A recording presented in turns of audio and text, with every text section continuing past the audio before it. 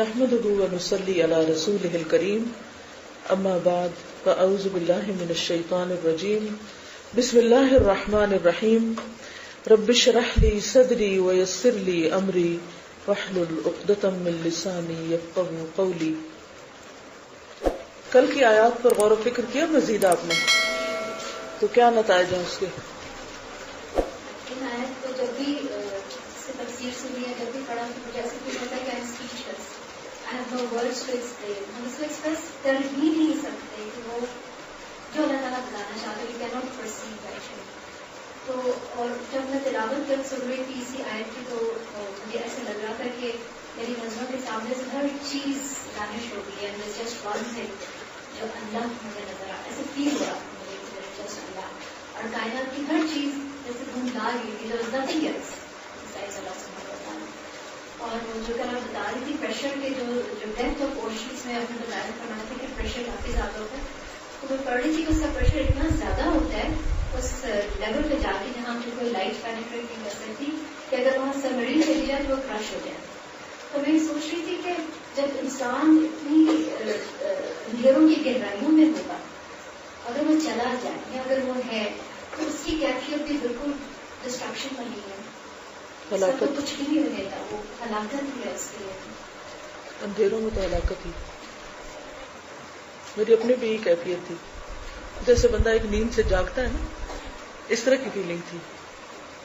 اس میں جب میں غور کری تھی تو مجھے خیال آ رہا تھا کہ ایک یہ کہ انسان بہت زیادہ گہرائی کے اندر چلے جائے، اس قدر اندھیرے کے اندر کہ موج کے اوپر موج، ایک اندھیرا اور اس کے اوپر پردہ، اس کے اوپر اور پھر بادل.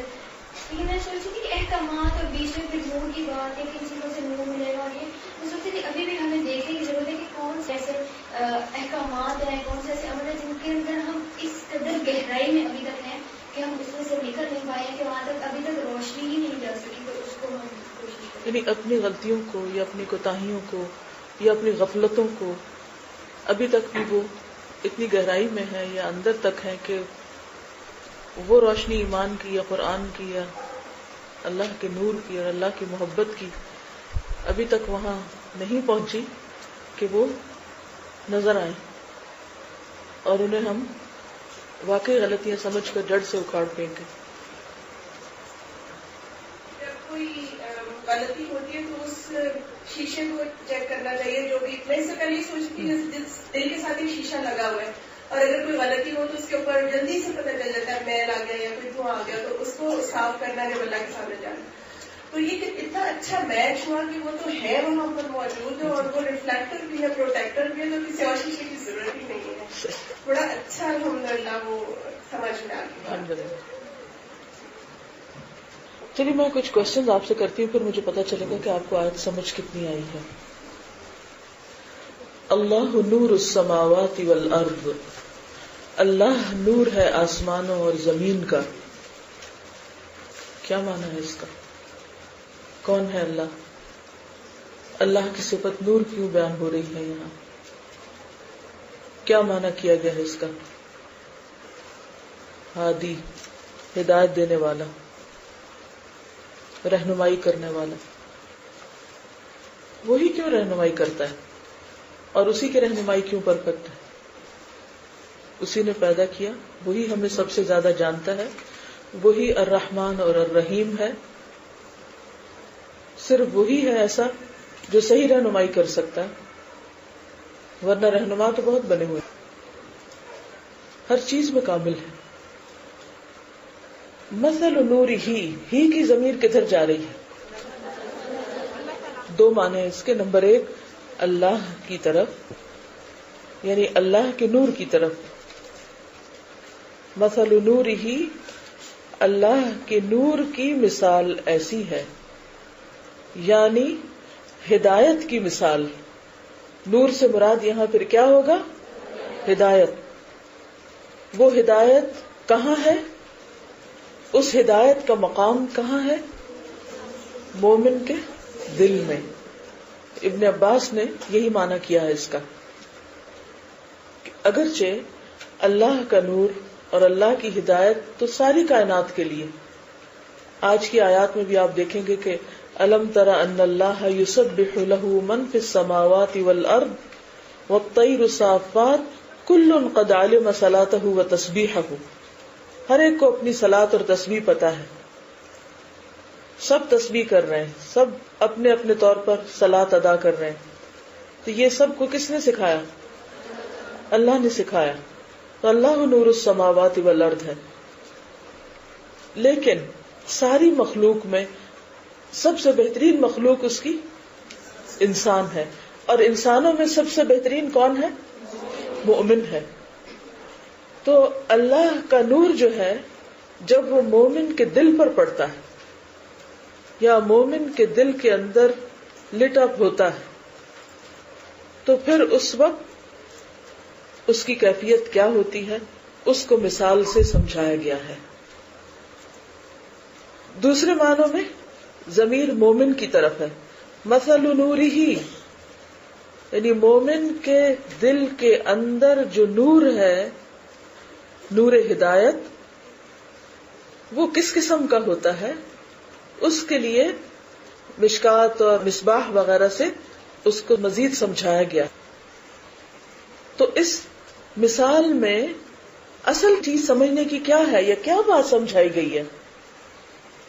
غور کیجئے، مثال کیوں دی گئی ہے، کیا بات واضح کرنے کے لیے، کیا سمجھانے کے لیے؟ تو گویا یہ آیت ہمارے لیے ایک میزان بھی ہے کہ ہمارے ایمان کا لیول کیا ہے، ہم ایمان کے کس درجے پر ہیں. بات کس کی ہو رہی ہے؟ مؤمن کی. اور ہم کیا دعویٰ کرتے ہیں کہ ہم مؤمن ہیں. کیا پھر واقعی ہمارے اندر ایسا نور ہے؟ ایمان نے ہمارے اندر ایسی حرارت پیدا کی، ایسی روشنی پیدا کی کہ ہمیں چیزوں کی حقیقت نظر آنے لگے، کائنات کی حقیقت نظر آنے لگے، اللہ رب العزت کی معرفت اس درجہ کی نصیب ہو، کیونکہ نور اور روشنی تو ہر چیز کی حقیقت کھول دیتی، حق کو باطل، اچھائی اور برائی کا فرق بتا دیتی. وہ نور جتنا پیور ہوگا، جتنا بہترین ہوگا، اسی درجے کی انسان کو معرفت نصیب ہوگی. کیونکہ اللہ ولی الذین آمنوا یخرجہم من الظلمات الی النور. اور پھر اگر تیل کم ہونے لگے تو کیا ہوتا ہے؟ ٹمٹمانے لگتا ہے نا. اور اگر تیل کے اندر وہ پیورٹی نہ ہو تو شعلے میں کیا ہوتا ہے؟ فلکرنگ ہونے لگتی، اس کی روشنی متاثر ہونے لگتی. یہ سب کیفیات ہمارے اوپر گزرتی ہیں نا. آپ مٹی کے تیل سے بھی دیا جلا سکتے ہیں، سرسوں کے تیل سے بھی جلا سکتے ہیں، اور آپ زیتون کے تیل سے بھی جلا سکتے ہیں. تو دیکھنا یہ پڑے گا کہ آپ کا سورس آف نالج کیا ہے. کیا خالص قرآن اور سنت، یا پھر لوگوں کے من گھڑت فلسفے بھی ساتھ، اور کیا چیزیں آپ نے اس میں مکس کی ہوئی. یعنی انسان کے اپنے اندر خیر اور بھلائی کی طلب ہونا ضروری ہے، اور جب وہ ہوتی ہے تو جب بھلائی اور خیر سامنے آتی ہے تو انسان کو اسے قبول کرنے میں پھر دیر نہیں لگتی. لیکن اگر وہ نہ ہو، طلب سچی نہ ہو، تو پھر کیا ہوتا ہے؟ آپ کے اوپر کوئی ڈھیروں پانی بھی انڈیلتا رہے تو سب بہہ جائے گا. جیسے اس کی مثال وہ زمین سے دی گئی ہے نا، کہ جس طرح کی زمین ہوگی اسی طرح کا اثر ہوگا بارش کا. جیسی زمین ہوگی، اگر تو زمین زرخیز ہے تو اس بارش سے سبزہ نکلے گا، اور اگر پتھریلی ہے تو کیا ہوگا؟ اگر اس میں تھوڑی سی جھکاؤ گہرائی ہے تو وہ اس کو روک لے گی پانی کو، اور اگر اس کے اندر اکڑ ہے اور وہ ڈھلوانی ہے تو جو بارش پڑے گی وہ ساری بہہ جائے گی. بعض لوگوں کی عقل سمجھ اتنی نہیں ہوتی، لیکن پھر بھی کچھ نہ کچھ خیر بھلائی ان کے اندر ہوتی، روک لیتے ہیں، اس کو عمل شروع کر دیتے ہیں. لیکن کچھ لوگ چکنے کے چکنے. اب آپ دیکھیے کہ یہ ساری باتیں تو ہو رہی ہیں، لیکن یہ کس کے متعلق ہے؟ کس کے متعلق ہے؟ آپ کو پتا نا کہ اگر کوئی پانی ڈال رہا ہو اور گلاس جو ہے وہ ٹیڑھا ہو تو کیا ہوگا؟ پانی اندر جائے گا. اگر آپ کا رخ ہی کسی اور طرف ہے تو آپ کے کانوں میں بات کیسے جائے گی؟ اگر آپ کی توجہ ہی نہیں، آپ کا دھیان ہی نہیں، تو یہ تیل آپ کے اندر تھوڑی پڑے گا. کبھی شیشی میں تیل ڈالتے ہوئے دیکھا ہوگا، کتنی احتیاط سے ڈالتے ہیں.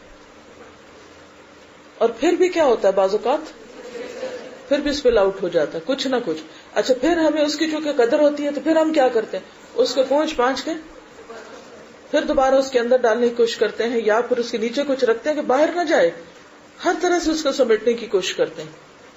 تو یہ قرآن کی تعلیم بھی ایک تیل ہے جو آپ کو ملتا ہے.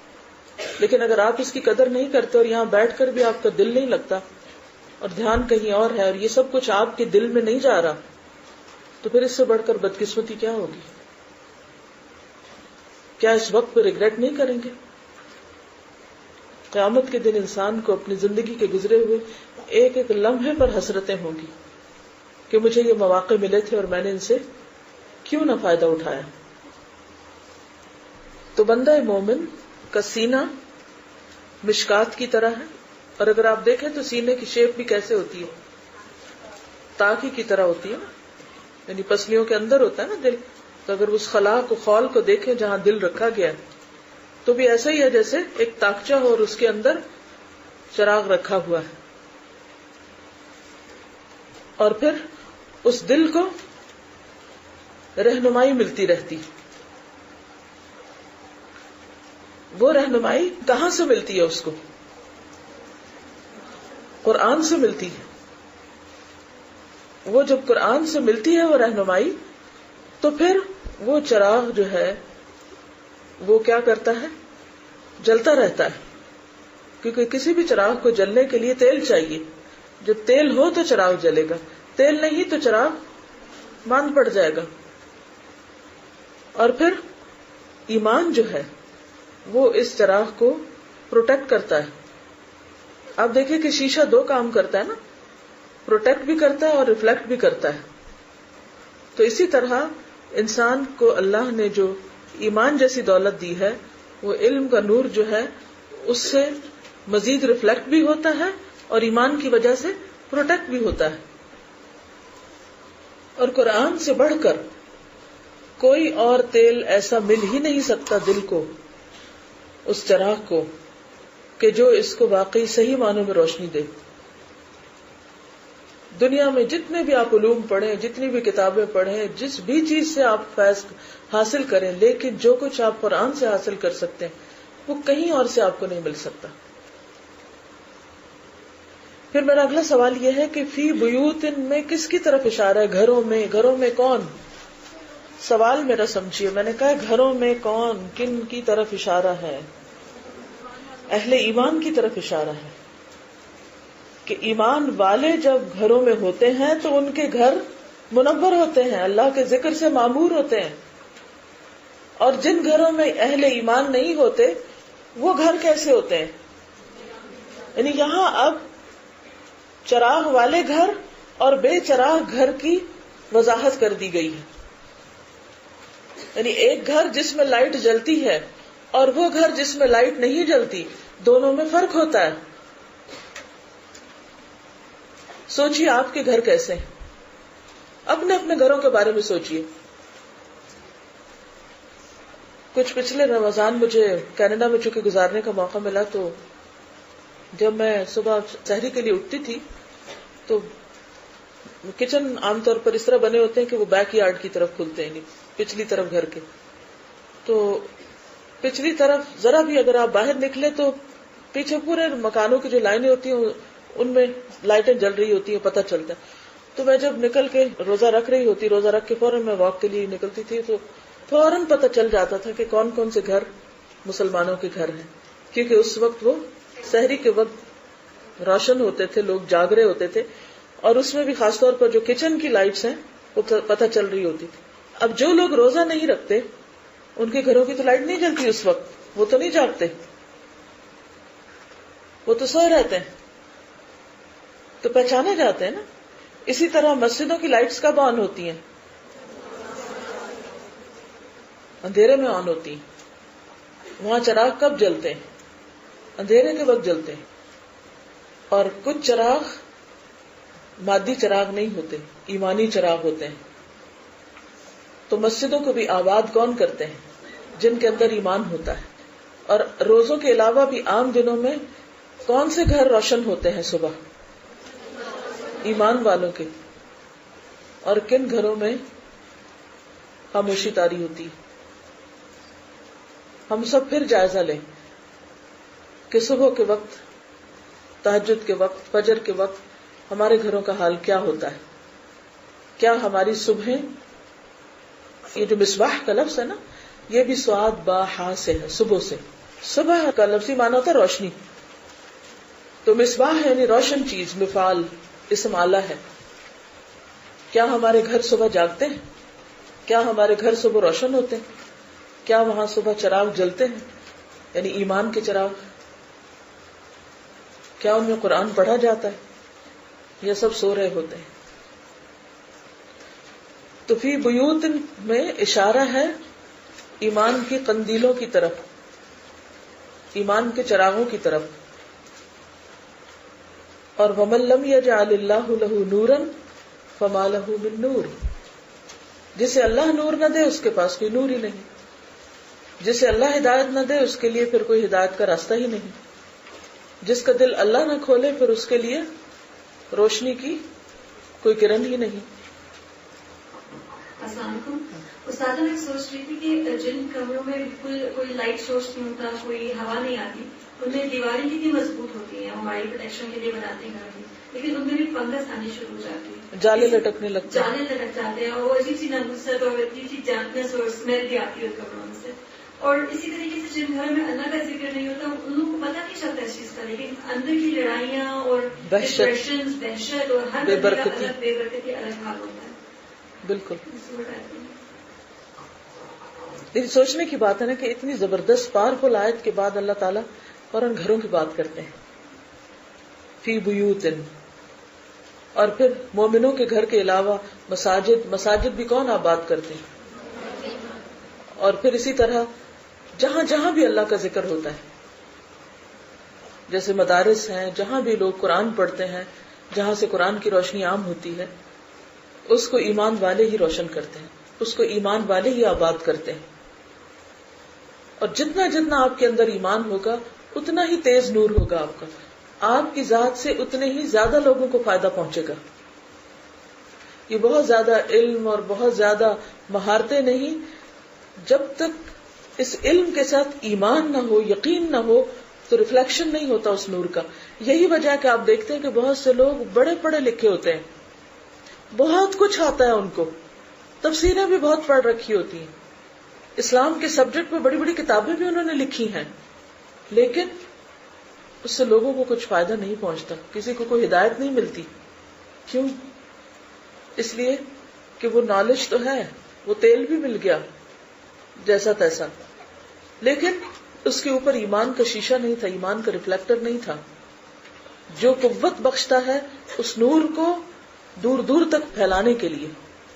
تو ہم سب بھی اپنے بارے میں غور کریں کہ ہم ایسا تو نہیں کہ صرف تیل ہی لیتے جا رہے ہیں اور یا وہ اندر ڈال رہے ہیں کچھ باہر پھینک رہے ہیں اور بڑے مطمئن ہیں کہ ہم بڑا کام کر رہے ہیں.